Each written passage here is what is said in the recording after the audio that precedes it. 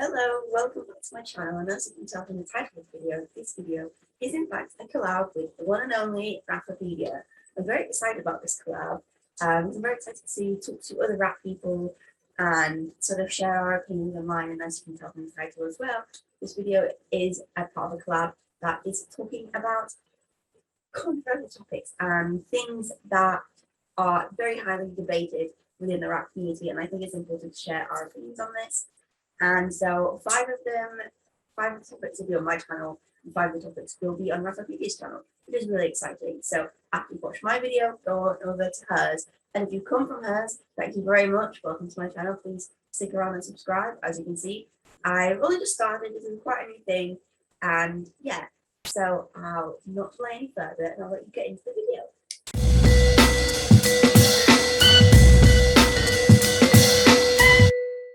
Okay, so the first topic on my channel is differences in minimums and standards and all that sort of stuff. So differences in care across like the world, basically. And personally, there are some countries out there whose minimums are lower and whose standards in general who are lower, who do things that is considered unethical in other parts of the world. Not the finger, but you know, the USA. And I say that as a half American, so chillax. And I find it very difficult to understand the mentality that if you know the standards in other countries are higher, why you wouldn't want to meet that higher standard if at all possible. I know in some countries it's much more difficult to get the correct supplements to be able to feed a mix or better substrates or whatever, but if you're able to, why wouldn't you want to exceed the minimums of your country? Why wouldn't you want to do better? That's how I see it. That's true. I get what you're saying. Like the minimums, you should always try to do better. And if there are differences in countries, it's just not logical, because the rats are the same animal in every country. So why are there different standards in different countries? You should always try to strive for the best. But there are some things that are harder, I think, not when you're talking about like minimum requirements, but more of like different methods in different countries to do stuff. That's where I feel it gets a little complicated. Like, for example, with introducing rats, and then US, I feel like, has the method of putting cages together so they can smell each other and see each other beforehand. But in Europe, that's like a big no, because they will get annoyed and frustrated from smelling each other but not being able to be with each other. But I feel like that's a lot harder to cope with than like the minimum standards. Yeah, this is the way of moving there, and I think that in that specific case, when it comes to introductions, you've got to look at the bigger picture and also be like aware that introduction methods aren't supposed to be sort of like fixed. They're supposed to be adaptable, and different groups and different rats and different people fare better with different different methods.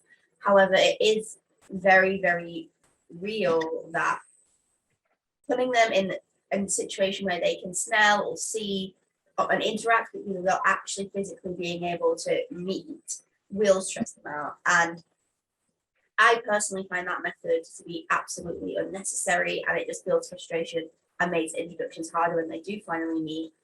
But other people will say that, for example, the carrier method, which I can see that you're doing right there, yeah, is cruel.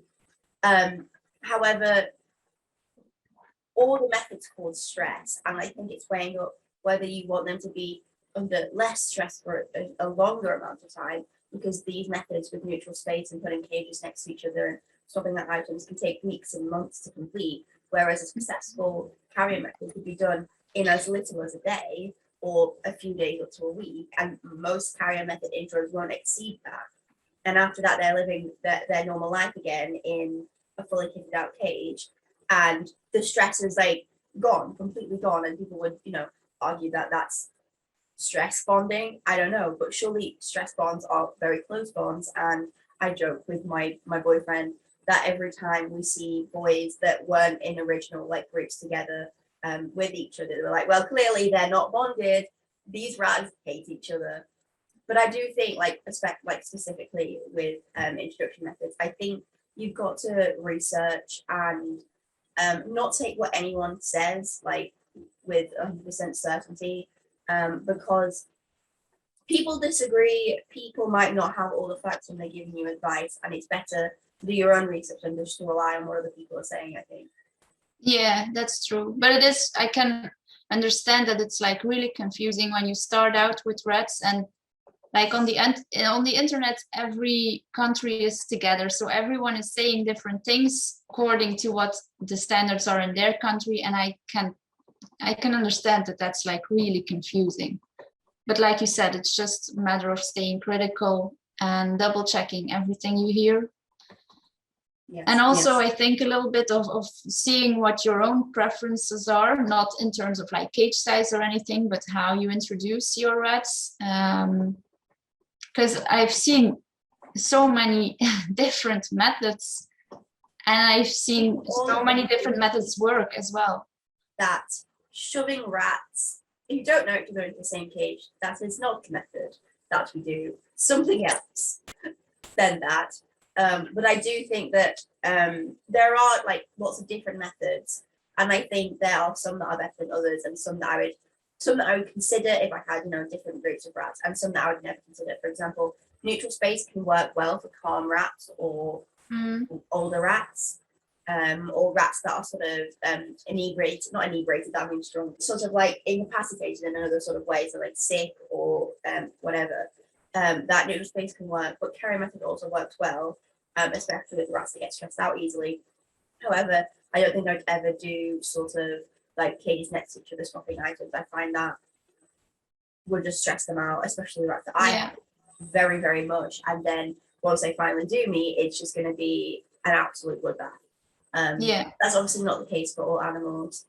But in general, I think just to sum up this topic, I think you have to stay critical to what you're hearing about care and explore standards in all different countries and all across the world, because you might find that your country just doesn't have a good minimum standard at all, and that is not adequate care, even though it's the minimum in your country. And I think staying critical of that is like the most important thing to do. Yeah, true. I agree. So the next topic that we're going to talk about on my channel is keeping aggressive rats alone. And this is something that I find is only in a handful of cases out of the thousands of rats that people keep around the world. And it's not something that you should just settle for unless you try every other option available to you. And that is neutering, surgically and with the hormonal implants, introducing multiple times to different groups of the same sex, multiple times to different to groups of the opposite sex, mixed sex groups if possible, smaller groups, larger groups, different personalities of rats. And if after all of that there isn't something that works, then possibly consider keeping them alone. However, I know there's a lot of people, I don't know whether I agree with this, but there's a lot of people in sort of the UK fancy that if a rat has had that many problems getting along with other rats, that no group has worked out for them after being neutered, that's actually something you should seriously consider talking about putting that rat to sleep, because a rat that is that aggressive, that anxious, that angry, there's question about their quality of life and whether that rat is living a good life being on its own and being so stressed and so anxious. I don't know where I stand on that, but I think the fact that some people consider that a situation to be ethical to put a rat to sleep, that it's something that you want to avoid. You don't want to just go straight into that. You want to, eliminate all of the possibilities. And most of the time, neutering will work. I hear a lot of people saying that aggression is mostly learned in rats. However, if they don't have the hormones and the anxieties and the stress that sort of cause them to be aggressive, they're not going to be aggressive anymore.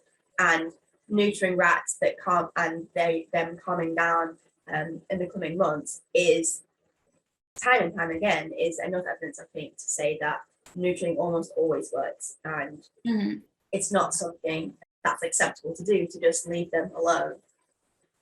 Yeah, like you said, there's like a whole array of options you can try to make them part of a group again. But I feel like some people see an aggressive rat and it's like, oh, he doesn't like other rats, and so he needs to be on his own. But that's just ridiculous. I think that you mentioned so many things that you can try to let them be a part of a group. Like with I just neutered Mocha. It's the reason why they are all in here, intros again. And I can see his whole demeanor changed now. Being with the other boys, he's much more relaxed. I think he will be more on the bottom of the hierarchy now, but it's just another vibe in the group. And I feel like that's, like you said, neutering often solves the problem. So that should be the thing that you go for first, I guess, or maybe try it with another group first. I don't know if you have another group. I think I was just thinking now whilst you were talking, Yeah. that people don't see hormonal aggression as the medical issue that it is oftentimes. And if it was something else, like a tumor or a respiratory infection or a kidney infection or whatever, you would treat that. You wouldn't just leave them to deal with it. If it was any other sort of medical condition, that would be a complete no-no. So why is it okay to do that with hormonal aggression? That is a medical condition because it's a result of excessive hormones in their bodies. So again, why don't you want to solve the problem? Why do you want to settle for a subpar situation when you can do better? And I know a lot of people maybe can't afford surgery or whatever, but I think that's something to consider when you're getting rats, that you need to be able to have the funds to do any vet care that they need. And it's quite well known that rat vet care can get very expensive very fast. And it's something that you should consider before getting a pet. And I know sometimes situations change, but I think it's something to consider and something that you should be saving up for, like every month, putting aside money to pay. Yeah, true. Yeah. And also, like the thing you said earlier about their quality of life being questionable, I totally agree on that, because I feel like if any animal is aggressive behavior always comes from something else. Is it anxiety or just depressed, sick or injured as well? Sick, yeah. When people are aggressive, it's the same. It's because they're scared of something. It's because they are sad. It's because there's always something behind the aggression. So I feel like you're totally right with the quality of life. Probably it's a rat that's so tense or scared, and it's your job as an owner to do something about it and to let them have the best life possible. I agree. I'm just watching your boys. They're being yeah, I'm watching them on screen as well right now. So the next topic on my list is fleece bedding. And I'm going to let Ratopedia talk first because I've been talking first the past few times. Okay. Yeah, fleece bedding. It's something a lot of people use. I see it a lot online, people using fleece bedding. I used it at the start. I started out with fleece bedding on all my shelves, on everything. There was only fleece bedding. There was a dig box so they could burrow and have that natural behavior, because of course if you use fleece or bath mats, they can't dig or nest. It went well with Butters and Peanut, with the first two boys, but then when I brought the three youngest in, they just immediately started destroying everything. There were holes in the fleece, they were getting underneath it, it got really dirty incredibly fast. The fleece was already something that I needed to change out quite often, but with only 2 rats, it was still kind of manageable. But with 5, it just became such a stinky mess. So I don't think I would go back to fleece soon. I really enjoy the loose bedding that they can manipulate, but I do get other people using fleece if it works for them, fine, but I am a really strong advocate for them adding other materials as well that they can nest with or burrow in.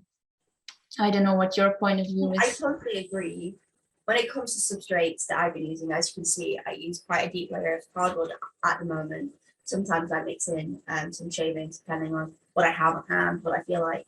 But I have been, and as I have been one of those people that have not used fleece, but I used towels.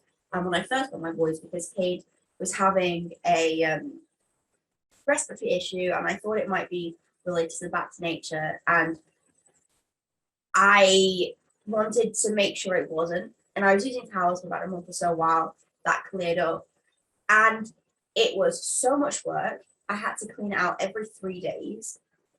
They chewed it up. They never left it to cover the whole surface. There were always like puddles of pee everywhere. It was just not very nice, and I was having to spend so much time cleaning out the substrate.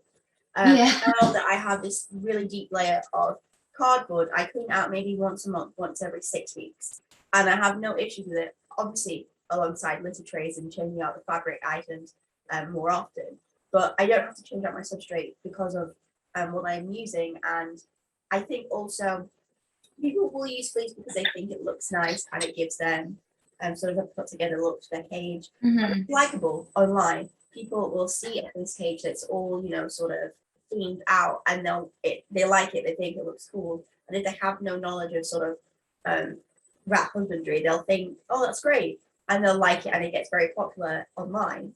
However, as you can see from my cage, you can have a very themed out cage and still have it be functional, as you mentioned, giving them the opportunities to dig and forage and burrow and nest.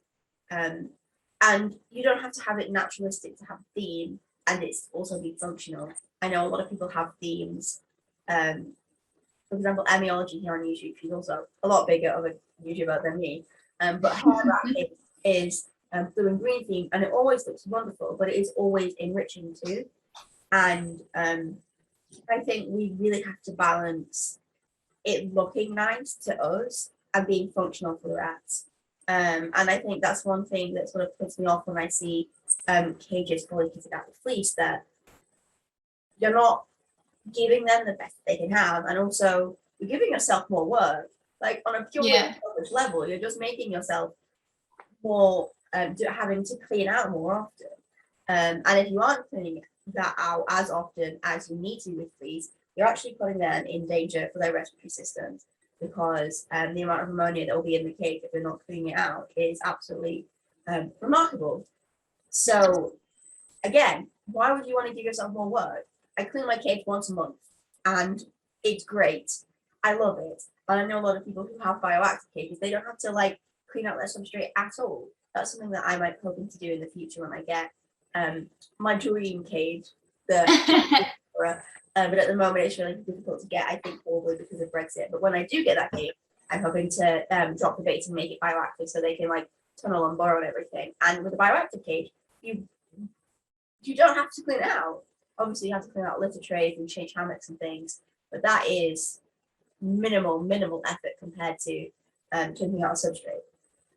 Yeah, true. I find like I think there's like a balance you need to find between keeping it manageable for you in terms of cleaning, keeping it entertaining and natural enough for your rats, and then also I do find this quite important, keeping it a nice layout that's nice on the eyes, that's nice to look at, because a rat cage is mostly quite a big part of the room that it's in. It catches the eye. It's a big cage. So I really do understand people trying to make it as pleasing to the eye as possible.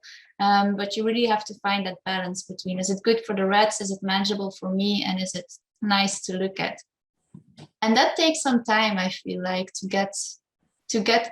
know like what do I like, what do the rats like. Okay, so the next topic is naked rats. And I've probably said this a lot on my channel, but I don't like the way they look. I think they look really ugly, and I feel really bad for them because they look absolutely awful. But aside from their looks, they're also highly unethical to breed, and in the UK, they are obviously, no one can really, the NFRS, the National Plant Rat Society, doesn't have any power to ban them, as it were. But they are not allowed to be shown at shows, and unlike other animal fancies, the rat fancy is very sort of strict and firm when it comes to who wins awards, and it has to be a healthy rat. And there are a lot of health issues that go along with hairless rats, and for that reason, they're not allowed at show. And in other countries, the US, they aren't seen to be as unethical as they are here in the UK. And I think it's rather interesting that people will continue to breed these animals rather than sort of taking the time to consider that even if you are trying to breed out the issues, there's a certain point at which you're just putting these does and these kittens through things just for your own benefit because you like the way that a hairless rat looks. And I'm not saying that like nobody can find them cute, because clearly people do, but it's something to be very much aware of, that we don't let the rat fancy end up like the dog fancy, where you have breeds like pugs and bulldogs and all those brachiocephalic breeds that struggle so much with their breathing and lots of other issues they have with the skin folds and the skin infections and everything. So yeah, I think we really need to, as a fancy, as a group, as a community, all across the world, we need to be very, very aware of where the rat fancy can end up if we don't stay on top of these unethical breeds. Mm-hmm. Yeah, I disagree on the part where you think they're ugly, because I actually think they're really cute. It's quite recently that I found out that they have quite a few health problems, and before that I always was like, okay, sometime in the future I will get a naked rat. I'm going to get one. I don't know when, but I'm going to get one. But now that I know about the health problems, I do feel I don't feel as good with like getting one that is bred to be a naked rat. I would still maybe get one if there was one in the rescue that needed a home, or just another rat that needed to be rehomed. But I do agree on you with it being unethically to keep breeding these rats and keep breeding with the same health problems. With the regular rats, breeders do a lot of efforts to breed out health problems, to not have health problems in their lines. So why are we so accepting of having naked rats with all those health problems and just keep breeding them? Yeah, and I think it's also like rats in general rack up a lot of vet bills, even if they are from the healthiest of line possible. No rat line, even from an ethical breeder, is perfectly healthy. And rat vet bills are very expensive. And so, like on a purely selfish like standpoint, why do you want to take why do you want to support the breeding of animals that will cost you a lot more in the long run, because they have skin issues and eye issues and lots of like kidney issues, and for example, the does often struggle to lactate. And I've seen a lot of people online saying, well, I have male hairless rats, so clearly the lactating thing isn't an issue. But I'm like, surely you would have wanted their mother to feed them when they were kittens. Mm-hmm. So again, I think it's, why do you want to settle because it's okay in your country? Yeah. You know, like there's a lot of things that are okay in one country and not in the other. And I think you've got to sort of be critical and think about why these other countries are banning or saying that they're unethical or whatever. Mm-hmm. Yeah, it just popped into my mind when you were talking about the mother rat, that the mother of Coco and Mocha was also a hairless rat, a naked rat, and I can really tell because they are smaller than my other boys, and I feel like they will always be smaller than my other boys, just because they didn't get as much milk when they were younger, so they have what do you call it? What's the opposite of a head start? A delay? Yeah. Like a delay in their growth and a delay in their development. And that's just sad. So there are really issues with breeding with hairless rats in terms of development. I'm distracted by them. Mocha is sitting here so cute, nibbling on a lab. But they're cute, and that's hard, and that's hard for people to see a cute animal and then say, oh, but I'm not going to get it because of this and this. You need to have some kind of discipline to do that, I feel like. I mean, I'm quite glad that I think they're horrible looking, because it means I don't want one. And if there was a hairless rat, a naked rat that came up in my area that needed a home, and I was a suitable fit for it, I had space, whatnot, had the funds, I would take it. But not because I think they're cute, but because that's a rat that needs a home. And I think the only time people should be getting hairless rats if are sometimes they can pop up in Rex lines. However, I think unless you're getting it from a rescue or an accidental litter, it's just not a thing to do. And personally, I would look down on people who go out to buy hairless rats from unlicensed breeders. I always find myself checking online when I see an account that has a naked rat. I always try and see if I can figure out where they got it from, whether they did get it from a rescue or it was rehomed, or whether they bought it, because that's something that I don't support. It's quite stressful scrolling on Instagram when you have to be like, did this naked rat come from a rescue or not? But I think, especially online, people use them as like internet points, and I don't want to feed into that. I don't want to like them if they come from a dodgy place. Yeah, internet points are really toxic. Like with the last thing we talked about as well, the fleece bedding, it's like very nice looking. It's a beautiful case setup, and that's internet points. When you post that, same. I can understand. Same goes with naked rats if they're cute. I have to be really strong sometimes when I look at those pictures. Health always needs to be a priority with animals. The last topic for my channel, don't forget to head on over to Ratopedia's channel to see the other 5 topics that we're going to talk about. The last topic for my channel is neutering for the sole purpose of keeping a mixed group. And whilst there are some benefits, I think, for does being spayed, and for example, they won't obviously have pyometra and they won't have as many mammary tumors. I do think with male rats, there's a lot less gray area because there's not many health benefits they get from neutering if there's not already an issue there, for example, hormonal aggression or something else going on with the testicles.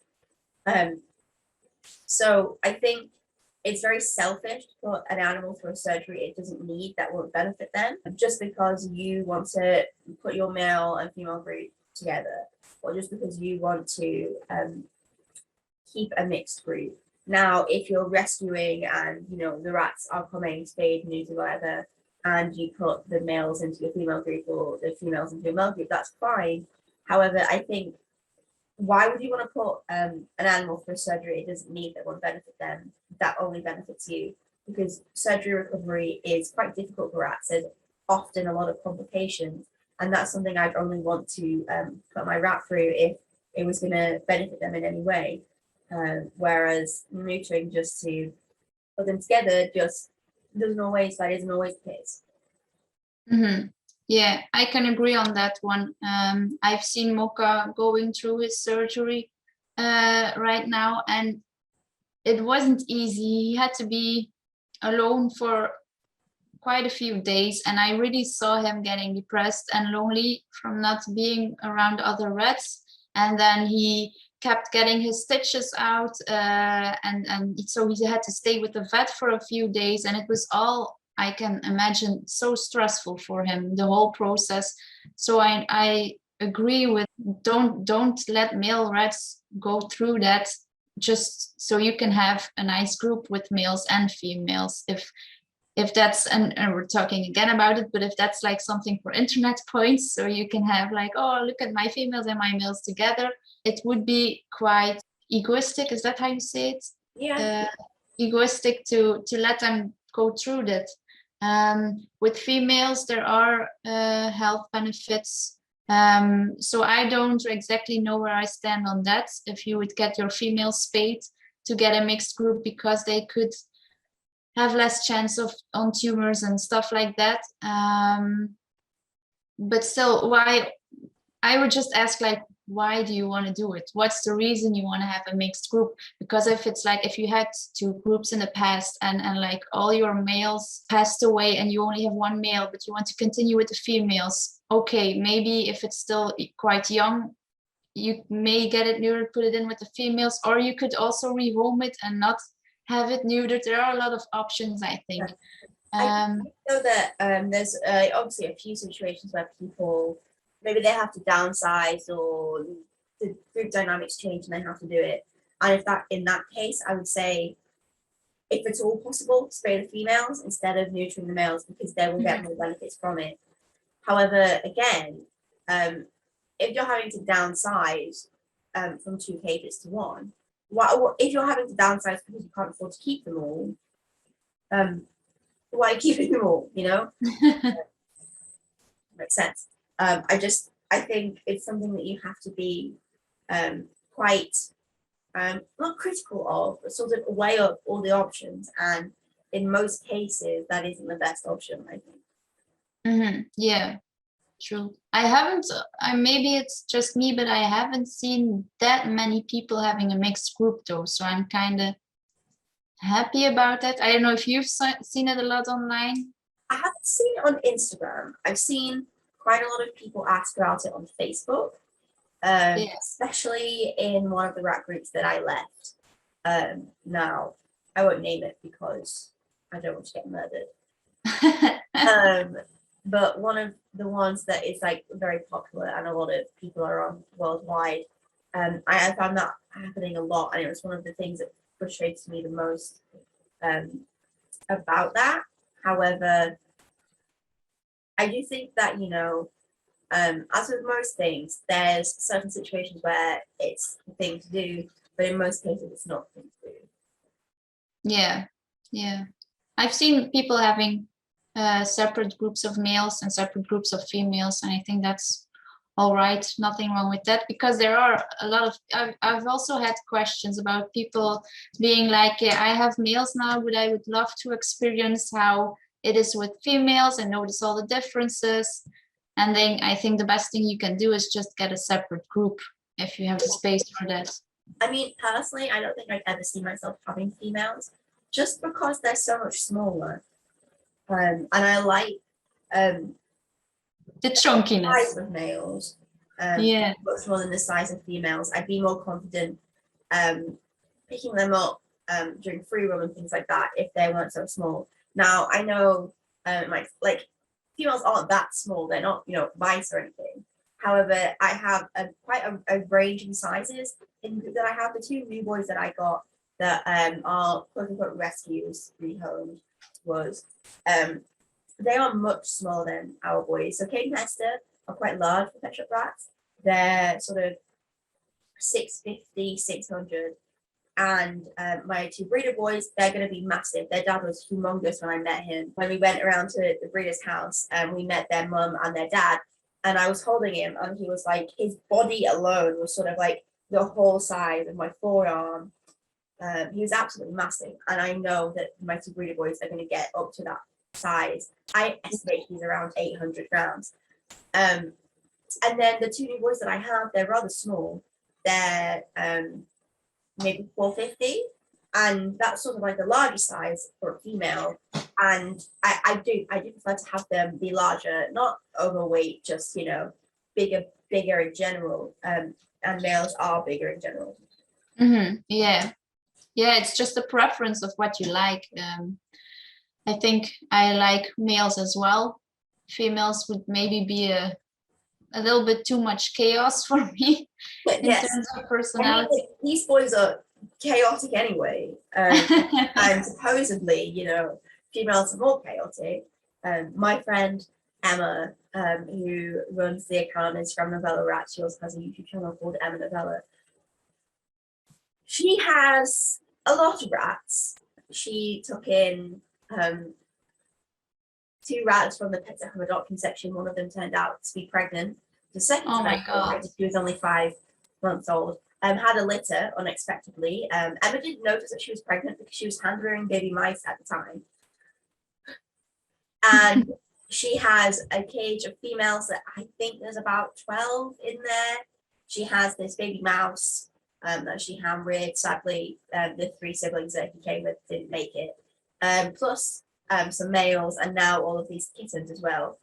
And I think for me, males, 1 cage of males, that is perfectly fine. I have 6, and I think 6 is a really nice number.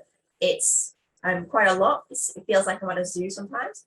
However, I think any more than that would be quite overwhelming, especially during free roam and things like that. Yeah, yeah. This is not part of the topic anymore. No, but that's what happens when rat owners talk. It's like snowballing to every possible topic. So I think I'm going to say thank you for Ratopedia to doing this collab, and yeah, see you later. Yeah, no problem. It was really fun. Thank you very much for watching my video. Don't forget to watch Ratopedia's video if you haven't already, and don't forget to check out her merch store and her Instagram and my Instagram, and subscribe if you like this channel. It really means a lot to me. And comment what you think about these topics. The boys are here being weird as normal, and I think I'll leave you there. So thank you very much for watching, and I'll see you.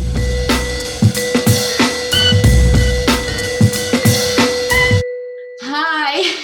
Oh my God, look at the cage. You can see my face.